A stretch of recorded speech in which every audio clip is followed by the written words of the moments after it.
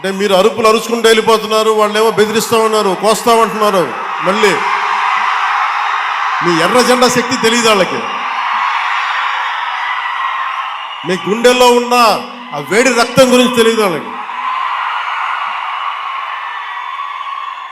అంటే కడుపు కాలి ఉన్నవాడికి కష్టపడి పనిచేద్దాం అనుకున్నా మళ్ళీ తిరిగి కోపం తెప్పించుకోండి. పని చేసుకుని తల ఉంచుకొని పని చేసుకుంటూ వెళ్ళిపోతున్నాం. నిజంగా 11 సీట్లు ఇచ్చిన ఆ పార్టీగా మేము గౌరవిస్తున్నాం. ఈ ప్రభుత్వం గౌరవ ముఖ్యమంత్రి శ్రీ నారా చంద్రబాబు నాయుడు గారి నాయకత్వంలో ఉన్న ఎన్డీఏ కూటమి నడుపుతున్న ఈ ప్రభుత్వంలో తప్పులుంటే ఖచ్చితంగా చెప్పండి. ఖచ్చితంగా చెప్తే మేము సరిదిద్దుకుంటాం, లేదా వివరణ ఇస్తాం. అంతేగాని మేము కుత్తుకులు కోసేస్తాం, రంపాలు తెస్తాం, రంపాలు పెట్టి కుత్తుకులు కోస్తాం అంటే మీకు తెలుసు కదా, అలాంటి వాటికి తాటాకి చప్పుళ్ళకి మేము భయపడం. ఈ రోజున తెలుగుదేశం పార్టీ లేకపోతే, నా గౌరవ ముఖ్యమంత్రి గారు లేకపోతే ఈ ఫైనాన్స్ ఇంత ప్రణాళికాబద్ధంగా చేయలేం. నాకు అనుభవం లేదు, నాకు పోరాటం చేసే శక్తి ఉంది. అంటే ఒక పని చెయ్యాలి అంటే ఇన్ని శక్తులు గుమిగూడా. అన్ని వేళ్ళు ఒకలా ఉండవు, కానీ ఏ వేలికి ఈ బొట్టనేలు తీసేస్తే ఏం చేస్తాం, ఏకల వీళ్ళ ఏం చేయలేము. సో ఎవరు ఎక్కువ ఎవరు తక్కువ లేదు, మొత్తం కలిస్తేనే పిడికిలి.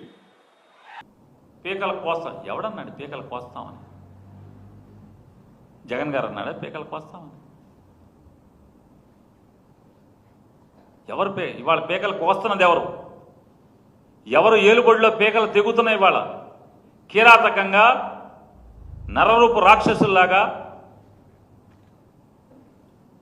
నీ పచ్చ సైకోలందరూ కూడా తెగబడుతుంటే కనపడదా?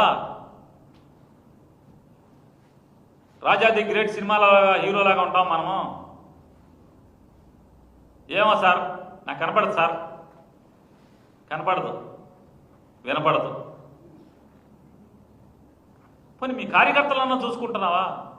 నీ జెండా మోసిన కార్యకర్తల్ని నీ కోసం అహోరాత్రులు మోటార్ సైకిళ్ళు తాకట్టు పెట్టి తల్లిదండ్రులకు చెప్పకుండా వేలు లక్షలు ఖర్చు పెట్టి నాశనం అయిపోయినటువంటి కార్యకర్తలను ఏమైనా చూస్తున్నావా? ఎవరిని చూస్తున్నావు? ఎవరిని ఉద్దేశిస్తున్నావు అంటున్నా.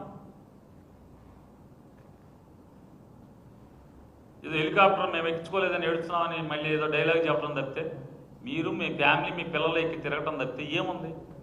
ఎవరిని చూస్తున్నారని అడుగుతున్నాను. మళ్ళీ చెప్తాడు ఆయన, నారా చంద్రబాబు నాయుడు గారికి అనుభవం ఉంది, ఈ ఆర్థిక వ్యవస్థను ఆయన మాత్రమే నడపగలడు, నాకు నడపటం చేత కాదు, నాకు పోరాటం చేత. ఓ అబ్బా, చాలా పోరాటం చేస్తున్నాం సంవత్సరం నుంచి. ఏం పోరాటం చేస్తున్నాం? కాదు సార్, పవన్ కళ్యాణ్ గారు ఏం పోరాటం చేశారు? ఏ వ్యవస్థ మీద? ఎన్నొద్దు, మీరు మంత్రి, పంచాయతీరాజ్ శాఖ, గ్రామీణ అభివృద్ధి శాఖ, ఈ రెండింటికి మీరే కదా, మీరు మంత్రి కదా. మీరు మంత్రిగా ఉన్నటువంటి ఆ శాఖలో ఏ రోజన్నా ఆ శాఖలో విషయాలను ఏమన్నా పట్టించుకున్నారా మీరు? ఆ శాఖ గురించి సమీక్ష చేశారా కనీసం? పర్యావరణం కూడా మీరే, పర్యావరణం కూడా మీరే కదా. ఏం సమీక్ష చేశారని అడుగుతున్నాను. ఎక్కడ చేశారు?